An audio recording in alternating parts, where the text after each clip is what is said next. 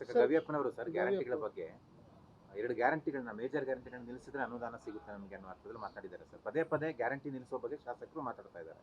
ಇಲ್ಲ, ಅವರವರ ಅಭಿಪ್ರಾಯಗಳನ್ನು ಹೇಳ್ತಾರೆ. ಒಟ್ಟಾರೆ ಪಕ್ಷ ತೀರ್ಮಾನ ತಗೊಂಡಿದೆ, ಸರ್ಕಾರ ತೀರ್ಮಾನ ತಗೊಂಡಿದೆ. ಯಾರಿಗೂ ಗೊತ್ತಿಲ್ಲದೆ ಏನು ಕದ್ದು ಮುಚ್ಚಿ ತಗೊಂಡಿರೋ ತೀರ್ಮಾನ ಅಲ್ಲ ಇದು. ಕಾನ್ಷಿಯಸ್ಲಿ ನಾವು ತೀರ್ಮಾನ ತಗೊಂಡಿದ್ದೀವಿ. ಚುನಾವಣೆಗೆ ಮೊದಲೇ ನಾವು ಪ್ರಣಾಳಿಕೆಯಲ್ಲಿ ಹೇಳಿದ್ದೇವೆ. ಅದರಿಂದ ಜನ ಸಮುದಾಯ ಅದನ್ನು ಒಂದು ಪರ್ಸೆಂಟೇಜು, ಕೆಲವು ಪರ್ಸೆಂಟ್ ಆದರೂ ಕೂಡ ನಮ್ಮನ್ನು ಆ ವಿಚಾರದಲ್ಲಿ ನಂಬಿ ಮತ ಹಾಕಿದ್ದಾರೆ. ಹಾಗಾಗಿ ಅದನ್ನು ನಾವು ಅನುಷ್ಠಾನ ಮಾಡೋದು ನಮ್ಮ ಕರ್ತವ್ಯ. ಅದನ್ನು ನಮ್ಮ ಅಭಿಪ್ರಾಯಗಳು ಬೇರೆ ಬೇರೆ ಇರ್ಬೋದು, ಆದರೆ ನಾವು ಕೊಟ್ಟಿರ್ತಕ್ಕಂಥ ಮಾತನ್ನು ಉಳಿಸುವಂಥದ್ದು ಕರ್ತವ್ಯ. ಅದು ಕೇಳಲಿ, ಅದು ಕೇಳೋದ್ರಲ್ಲಿ ತಪ್ಪಿಲ್ಲ. ಯಾವುದೇ ಶಾಸಕರು ನಮ್ಮ ಕ್ಷೇತ್ರಕ್ಕೆ ಅನುದಾನ ಬೇಕು ಅಂತ ಕೇಳೋದ್ರಲ್ಲಿ ತಪ್ಪಿಲ್ಲ.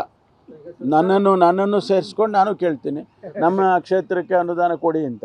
ಅದರಲ್ಲಿ ಏನು ತಪ್ಪಿಲ್ಲ. ಸರ್ಕಾರ ಬಂದು 1.25 ವರ್ಷ ಆಗಿದೆ ಸರ್. ಅನುದಾನದ ವಿಚಾರದಲ್ಲಿ ಏನು ಸ್ಟ್ಯಾಂಡ್ ಸರ್ ಸರ್ಕಾರ? ಇಲ್ಲ, ಕೊಡ್ತಾ ಇದೆ. ಏನು ಕಾರ್ಯಕ್ರಮಗಳು ಆಗ್ತಾ ಇಲ್ವಾ? ಕಾರ್ಯಕ್ರಮಗಳು ಯಾವುದೂ ನಿಂತಿಲ್ಲ. ಸ್ವಲ್ಪ ನಿಧಾನ ಆಗಿರ್ಬೋದು, ಯಾಕೆಂದರೆ ರೀಅಡ್ಜಸ್ಟ್ಮೆಂಟ್ ಮಾಡ್ಕೋಬೇಕಾಗಿತ್ತು. ಲಕ್ಷಾಂತರ ಕೋಟಿ ರೂಪಾಯಿ ಬಿಲ್ಗಳನ್ನ ಹಾಗೆ ಬಿಟ್ಟು ಹೋಗಿದ್ರು ಹಿಂದಿನ ಸರ್ಕಾರದವರು. ಅದನ್ನೆಲ್ಲ ಬರೆಸಿದ್ದೇವೆ ನಾವು. ಮತ್ತು ಅದರ ಜೊತೆಗೆ ಅಡಿಷನಲ್ ಎಕ್ಸ್ಪೆಂಡಿಚರು 56,000 ಕೋಟಿ ನಮಗೆ ಆಗಿದ್ದು. ಅಷ್ಟಾದರೂ ನಮ್ಮದು ಬಡ್ಜೆಟ್ಟು 3.75 lakh crores ಹೋಗಿದ್ದೇವೆ. ಅದೇನು ಕಡಿಮೆ ಅಲ್ಲ.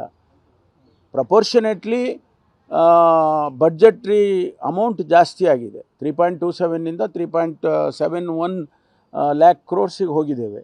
ಸೊ ಅಲ್ಲಿ ಒಂದು ರೀತಿ ಅಡ್ಜಸ್ಟ್ಮೆಂಟು ಆಗಿದೆ.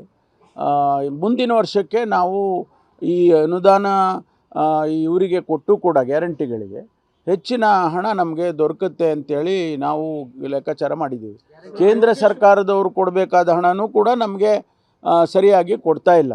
ಅದನ್ನು ನಾವು ಒತ್ತಾಯ ಮಾಡಿ ಹಣ ತೊಗೊಂಡು ಬಂದು ಮತ್ತು ನಮ್ಮ ರಿಸೋರ್ಸಸ್ಸನ್ನು ಜಾಸ್ತಿ ಮಾಡಿಕೊಂಡು ಬ್ಯಾಲೆನ್ಸ್ ಮಾಡೋದಕ್ಕೆ ಮುಖ್ಯಮಂತ್ರಿಗಳಿಗಾಗಲೇ 2 ಬಾರಿ ಕ್ಯಾಬಿನೆಟ್ನಲ್ಲಿ ಇದನ್ನು ಪ್ರೆಸೆಂಟೇಷನ್ ಮಾಡಿದ್ದಾರೆ ನಮಗೆಲ್ಲ ಹಣಕಾಸಿನ ಸ್ಥಿತಿಗತಿಗಳನ್ನು. ಅದರಿಂದ ಯಾವುದೂ ತೊಂದರೆ ಆಗೋದಿಲ್ಲ.